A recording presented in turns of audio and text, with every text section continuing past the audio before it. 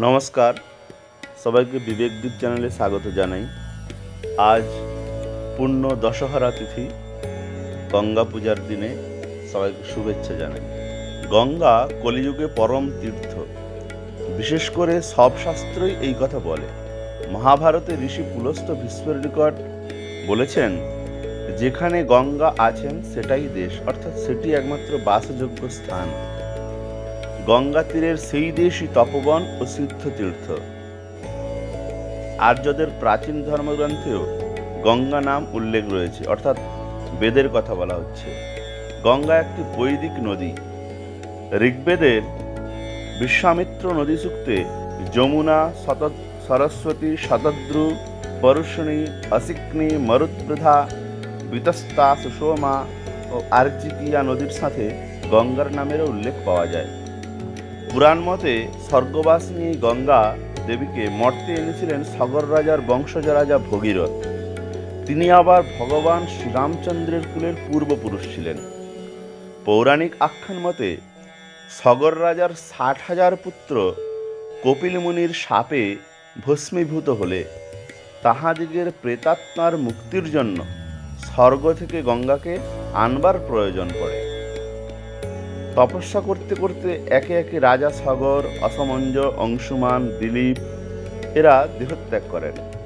অবশেষে দিলীপ পুত্র ভগীরথ তপস্যার মাধ্যমে দেবী গঙ্গাকে সন্তুষ্ট করেন এবং গঙ্গাকে মর্তে আনতে সক্ষম হন। বৈদিক যুগের কোনো এক সময়ে দশহরা তিথি থেকেই বৎসর গণনা আরম্ভ হতো। দশহরা সেদিন নববর্ষের মর্যাদা পেত। দশহরার প্রধান ধর্মীয় কর্ম গঙ্গা স্নান, কারণ এই তিথিতেই গঙ্গা মর্তলকে নেমে এসেছিলেন। তিনি এই তিথিতে দশবিধ পাপ হরণ করেন। প্রতি বছর জ্যৈষ্ঠ মাসের শুক্লপক্ষের দশমীতে পালিত হয় দশহরা। বাংলা তথা ভারতের বিভিন্ন রাজ্যে এদিন মা গঙ্গাকে তুষ্ট করা হয়।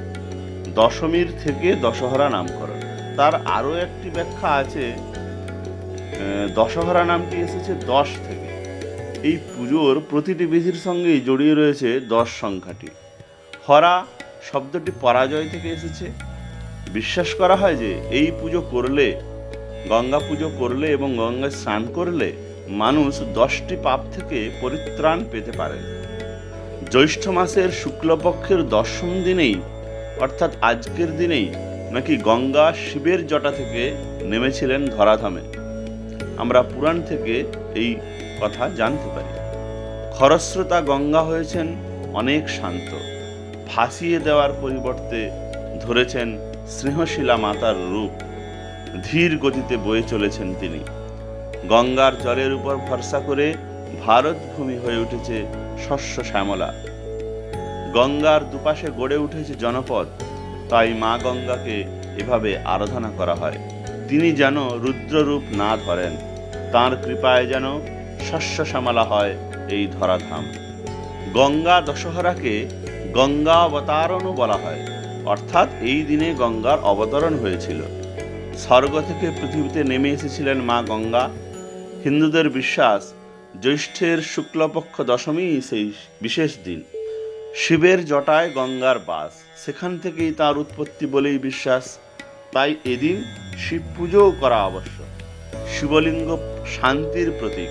এই তিথিতে দান ধ্যান করাও আবশ্যক। সেই সঙ্গে এই তিথিতে নারায়ণেরও পুজো করা হয়।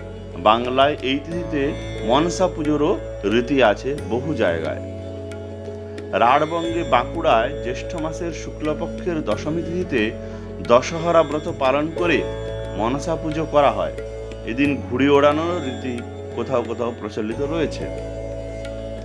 মনসা পুজোর সঙ্গে অরন্ধন পালন হয়। রাঢ়বঙ্গে বহু মানুষ মনসাকে মা দুর্গার এক রূপ বলে মনে করেন। সেই সঙ্গে এর একটি সামাজিক তাৎপর্যও রয়েছে। সর্পদেবী মা মনসাকে তুষ্ট করা হয় যেন বর্ষায় সাপ খোপের উপদ্রব না বাড়ে। সবশেষে আমরা গঙ্গার একটি প্রণাম মন্ত্র পাঠ করব। আপনারাও আমার সাথে পাঠ করতে পারেন। ওম সদ্য পাতক সংহন্ত্রী সদ্য দুঃখ বিনাশিনী सुखदा मोक्षदा गंगा गंगैव परमागति। ओम गंगा ओम गंगा ओम गंगा।